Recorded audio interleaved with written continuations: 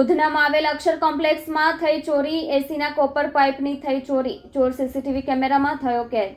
સુરતના ઉધના વિસ્તાર સ્થિત અક્ષર કોમ્પ્લેક્સમાં મોડી રાત્રે એસી સિસ્ટમના કોપર પાઇપની ચોરી થયાની ઘટનાએ સ્થાનિક લોકોમાં રોષ ફેલાવ્યો છે.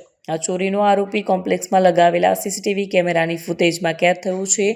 પોલીસ સૂત્રો અનુસાર ચોરે રાતના અંધારાનો ફાયદો ઉઠાવી કોમ્પ્લેક્સના એક ભાગમાં રખાયેલ એસી યુનિટની કોપર પાઇપ કાપીને લઈ ગયો.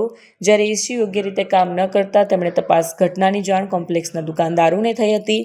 કોમ્પ્લેક્સના પ્રમુખ દ્વારા સીસીટીવી ફૂટેજની તપાસ કરવામાં આવી, જેમાં એક શંકાસ્પદ વ્યક્તિ દેખાયો હતો અને એસીની કોપર પાઇપ લઈ જતા દેખાયો હતો.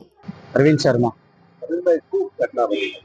કાલે રાત્રે અમારા ત્યાં એસી જે છે 5-6 દુકાનોના એના વાયરો, એના એસીના પાઇપો કાપી ગયા છે અને 3 થી 4 વખત આ પાઇપ કપાઈ ગયા છે. છેલ્લે કંટાળીને આજે પીસીઆર બોલાવી અને પીસીઆરમાં કમ્પ્લેન આપેલી છે. આપ કેટલી ચોરી થઈ? લગભગ 25 થી 30 હજાર રૂપિયાની ચોરી થઈ. આ વારંવાર થાય છે? વારંવાર 4 થી 5 વખત થઈ ગયું છે. આ એટીએમ છે અને એના 3 થી 4 વખત કાપીને લઈ ગયા છે. હવે ભવિષ્યમાં કોઈ અનહોની કોઈ મોટો બનાવ નહીં બને એટલા માટે ફરિયાદ આપી છે. પોલીસ શું કહેતા હોય છે? પોલીસ કઈ કરતી નથી. પોલીસે કીધું છે કે અરજી આપી દો, અમે તપાસ કરીશું, પકડીને લાવીશું.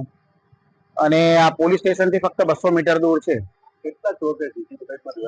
લગભગ એક ગાડી પર છે અને બીજો ઉપર ચડે છે. 2 જણા છે. કુલ કેટલી ચોરી કરી છે? લગભગ 5 થી 6 દુકાનો છે, એ બધામાં ચોરી થઈ છે. શું કહેવામાં આવે છે? પોલીસે એક્શન લેવું જોઈએ. પોલીસથી નજીક સ્ટેશન છે, પેટ્રોલિંગ વધારવું જોઈએ અને આ સમસ્યા છે એનો અંત કરવો જોઈએ. આટલી બેફામ ચોરી કરે છે, શું કહેવામાં આવે?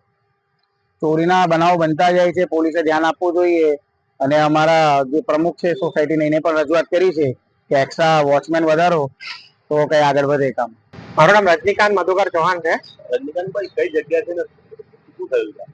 મારું ઉધના સ્ટેશન પાસે અક્ષર કોમ્પ્લેક્સ કરીને મોલ છે. એ મોલમાં મારી દુકાન છે 40 નંબરની, મિસ્ટર મિકેનિક કરીને. એમાં મારી એસી લગાવેલી હતી. હવે એસી નો પાઇપ અમે ચોરી ગયા છે. કેટલી દુકાનમાં કેટલી એસીના પાઇપ ચોરી થયા? ટોટલ 5 જેવી દુકાનોના એસીના પાઇપ ચોરાઈ ગયેલા છે. શું લાગે છે, ચોરો એટલા બેફામ થઈ ગયા છે? શું કહેવામાં આવે? એમાં હવે બેફામ જેવું કઈ કહેવા જેવું છે નહીં, કેમ કે હવે પોલીસને કીધું, હવે પોલીસ લોકો કહે છે કે અમે તપાસ કરીએ છીએ. હવે એ લોકોમાં એવું છે કે એ લોકો બધા ઘાવદાર હથિયાર ને બધું લઈને ફરતા હોય. હવે એમાં અમારા મોબાઈલો છે, એમાં મોબાઈલોમાં બી બધું વધારે રિસ્ક ને વધારે માલ પડ્યો હોય અમારો. હવે દુકાન ચોરી જાય તો બી અમારે આવું જ રીતે જવાબ સાંભળવાનો. ફૂટેજમાં કેટલા ચોર દેખાય? ફૂટેજમાં 2 ચોર દેખાયા છે. શું કહેવા માંગો છો આપ?